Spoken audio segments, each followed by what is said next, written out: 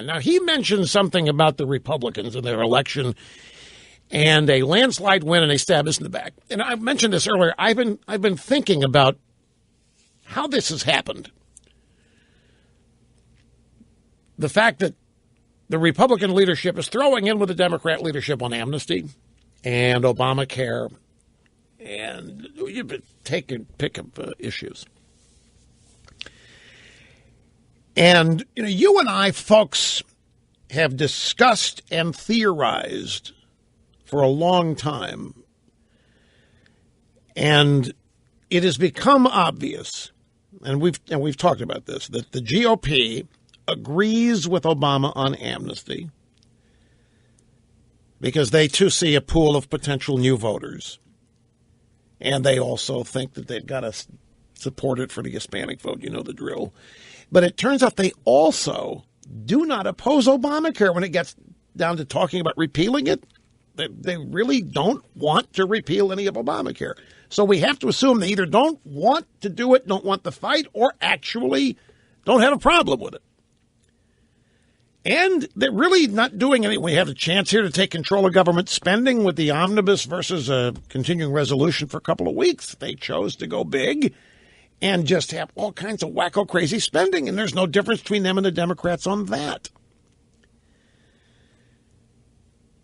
But see, I've always thought that it goes deeper than the Republicans agreeing with the Democrats on a few issues. I think that what's happened, and it goes right back to the article we made famous here on this program by Angelo Codevilla in the American Spectator called The Ruling Class.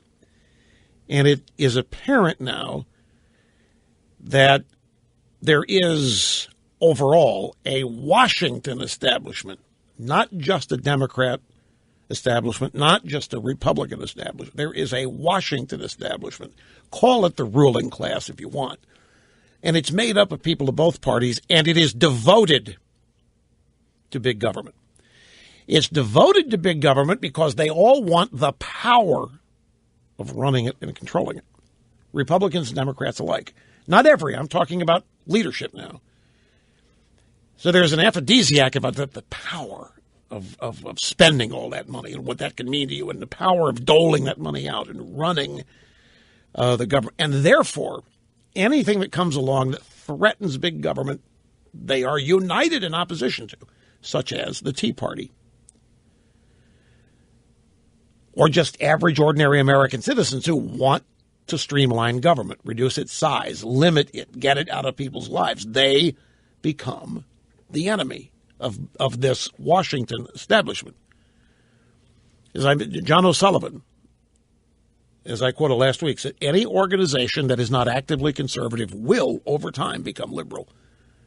Liberal is easy. Liberalism is gutless, but conservatism, it's a daily adherence. It's a daily application.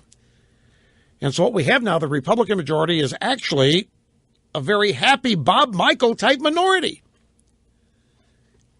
They are the majority in the House and Senate with a minority frame of mind, brought about by the media and just the Washington culture. But I think there's something else. A friend of mine gave me his analogy, and it makes some sense. If you compare the Republican, the Beltway GOP, with the State Department. Now, in the State Department, there are plenty of good people there, but they're not there. They're in the field offices and various places. And your average State Department person is not as bad as, say, the average anti-American UN or Euro socialist bureaucrat. But the people that run the UN and some of the people at the State Department, it's not that they are committed anti-Americans. It is that the better way to describe them would be post-Americans. They think that they have evolved beyond these trite notions of patriotism and American exceptionalism And that's quaint, and that's old-fashioned. That's really schoolboy, schoolgirl stuff. You know, patriotism, that's beneath these people. And American exceptionalism, okay, that's 200 years ago. That's not today. We are much more progressive than that, these people say to themselves. And we are citizens of the world. And they think that the Constitution is a relic of a time that was unsophisticated, not very advanced, and they don't think they've got anything in common with the people who founded America, wrote the Constitution, or any of the founding documents.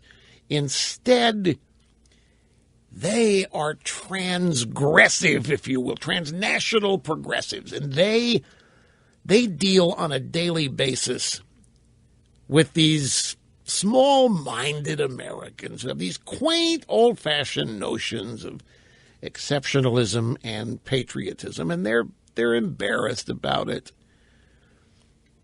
And this guy sees the Republican establishment the same way. They're post-conservative. They are embarrassed by conservatives. They are much more invested in Washington than they are in representative government. And they have much more common ground with progressive Democrats than they do with us, because we are hicks and hayseeds, and we're quaint pro-lifers and American exceptionalism. And so it's almost a class thing where they're just so superior to us. We're kooks, and we rally around all these old-fashioned, quaint notions that are no longer realistic, and so forth. And they suffer us, sometimes not gladly. I have to take a break, but I thought it was an interesting characterization to go along with the other things that we also think are true about him.